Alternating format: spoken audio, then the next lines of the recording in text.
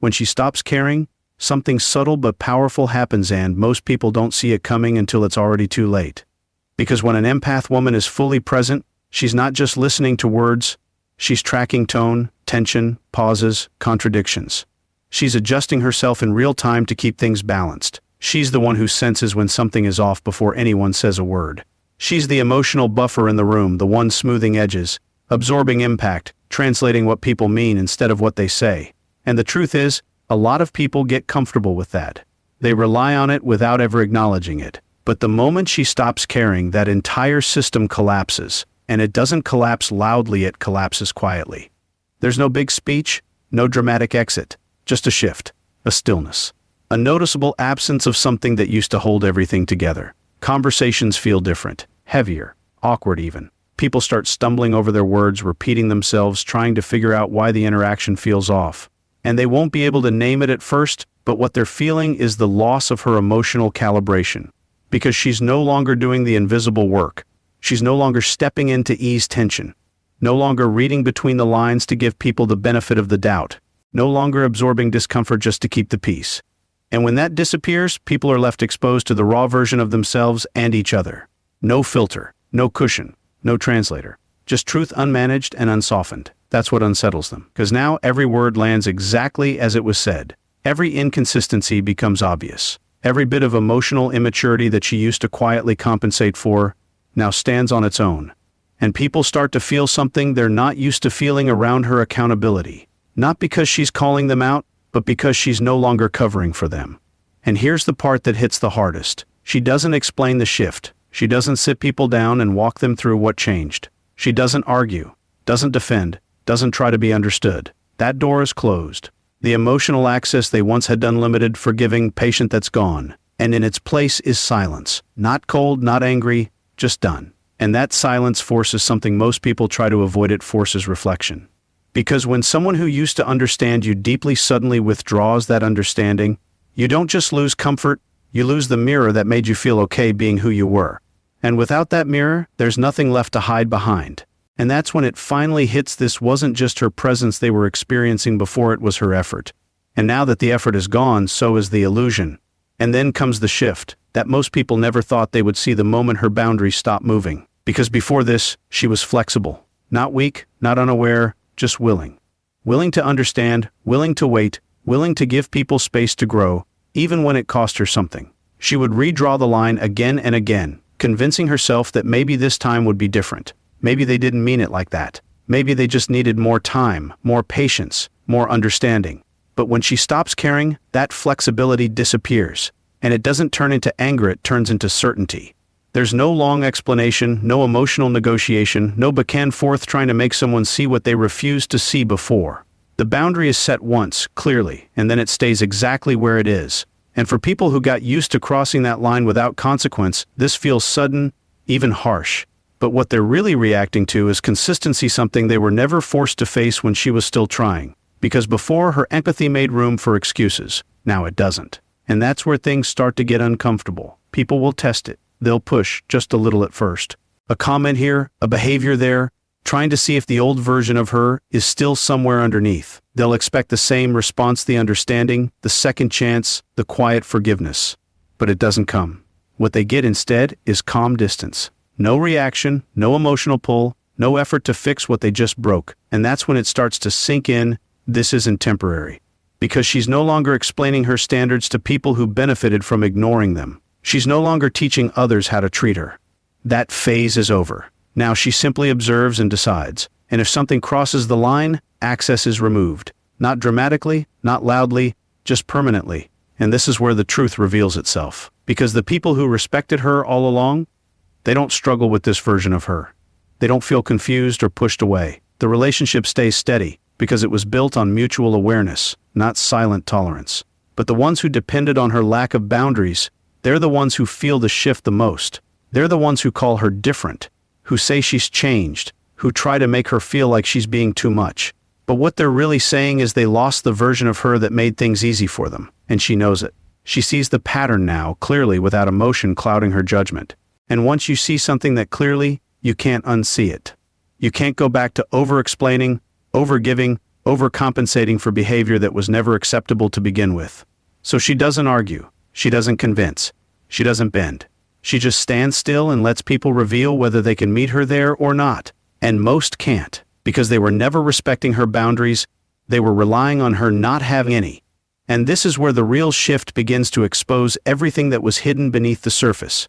Because when an empath woman stops caring, she doesn't just pull back her attention, she removes the emotional structure that was quietly holding everything together. And most people never realize that structure even existed. You have to understand, she was never just participating in the relationship, she was regulating it. She was the one sensing when something was about to go wrong and stepping in before it did. She was diffusing tension before it turned into conflict, softening reactions before they escalated, translating emotions so misunderstandings didn't explode into something bigger. She carried more than her share, and she carried it silently. So when that emotional supply disappears, what you're left with is the unfiltered version of everyone involved. And that's when people start revealing who they really are. Because now there's no one absorbing their frustration. No one rephrasing their harsh words into something more digestible. No one stepping in to keep the connection stable when their behavior starts pulling it apart. Without that buffer, their patterns become obvious. The impatience, the inconsistency, the need for control, the emotional immaturity, it all rises to the surface because there's nothing left to contain it. And the most uncomfortable part? They can't blame her for it anymore. Before, it was easy to shift responsibility. If something felt off, she would step in and fix it, or at least try to. She would carry the emotional weight of the situation, even when it wasn't hers to carry. But now, she's not doing that. She's not smoothing it over, not making it easier, not turning chaos into something manageable. She's simply stepping back and letting it play out. And when people are left alone with their own behavior, without someone constantly adjusting around them, they start to feel the consequences of it. Conversations fall apart faster. Misunderstandings linger longer. Conflicts escalate instead of dissolving. And suddenly what used to feel normal starts to feel unstable. But it was always unstable. She was just the one holding it steady. And once she lets go, reality doesn't change, it just becomes visible. This is the moment where the dynamics shift completely. Because now she's not reacting to what's happening, she's observing it. She's watching patterns repeat without stepping in to interrupt them. She's seeing clearly who takes responsibility and who avoids it, who communicates and who manipulates, who shows up with consistency and who only shows up when it benefits them. And that clarity changes everything. Because once you see people without the filter of your own empathy softening their edges, you can't go back to misunderstanding them. You can't go back to explaining away behavior that is now undeniable. The truth becomes simple, even if it's uncomfortable. And her role in all of it becomes just as simple. She's no longer the one holding things together. She's the one deciding whether it's even worth holding at all. And most of the time, it isn't. Because the chaos they're experiencing now isn't something she created. It's something she finally stopped managing.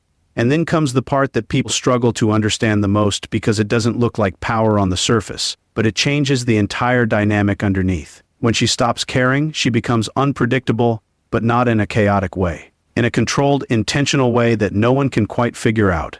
See, when she used to care, there was a pattern to her behavior. People learned it. They studied it even if they didn't realize they were doing it. They knew she would listen, that she would try to understand, that she would give another chance if they pushed just far enough. They knew how to apologize just enough to be let back in. They knew how to pull on her empathy to reset the situation. And over time, that predictability gave them a sense of control. But the moment she disconnects emotionally, that pattern disappears. And now, nothing lands the way it used to. The same words don't work. The same tone doesn't work. The same strategies, guilt, charm, pressure, silence, them all fall flat. Not because she's resisting them, but because she's no longer emotionally available to respond to them. There's no hook left, no reaction to grab onto. And without that reaction, people feel like they're reaching into empty space. That's where the discomfort begins. Because human behavior depends heavily on feedback. We say something, we expect a response. We push, we expect movement. But when there's no reaction, no visible shift, no emotional engagement, it creates uncertainty. And uncertainty makes people uneasy. They start second-guessing themselves. They start over-analyzing every interaction, trying to find the version of her they used to know. But she's not there anymore. And what makes this even more unsettling is how calm she is in it. There's no anger to point at, no argument to engage with, no emotional outburst to justify their own behavior against, just stillness, just control, just a version of her that observes more than she reacts.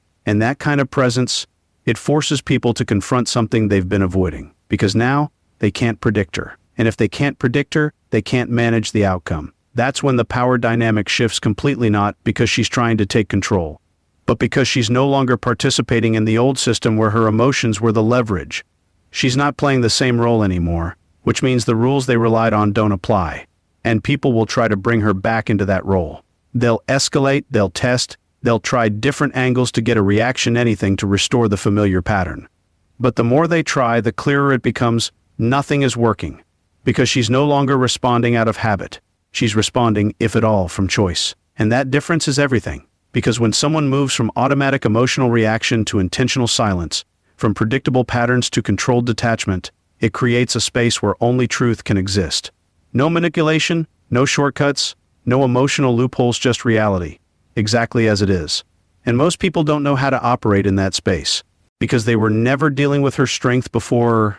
They were dealing with her willingness. And now that willingness is gone, what's left is something they can't control, can't read, and can't influence the way they used to. And that's when they realize they never lost her reaction. They lost their access to it. And then something happens that no one was really paying attention to at first, but it's the most permanent shift of all. When she stops caring, all the energy that used to flow outward comes back to her. Because for so long, her focus wasn't just on herself. It was on understanding others, supporting others, fixing what felt broken around her. She was investing her time, her thoughts, her emotional capacity into people and situations that didn't always return that investment. And she did it willingly, because that's who she was. She found meaning in being there, in being the one who could hold space when things got difficult. But when that switch flips, that energy has nowhere to go except inward. And at first, that feels unfamiliar, quiet even. Because she's not chasing conversations anymore, not overthinking someone else's behavior, not trying to decode mixed signals or repair emotional distance that she didn't create. The mental noise begins to fade. The constant awareness of everyone else's needs starts to loosen its grip. And in that silence, something begins to rebuild. Clarity. She starts to see herself without the distortion of everyone else's expectations. She begins to recognize how much of her time was spent managing things that were never hers to manage.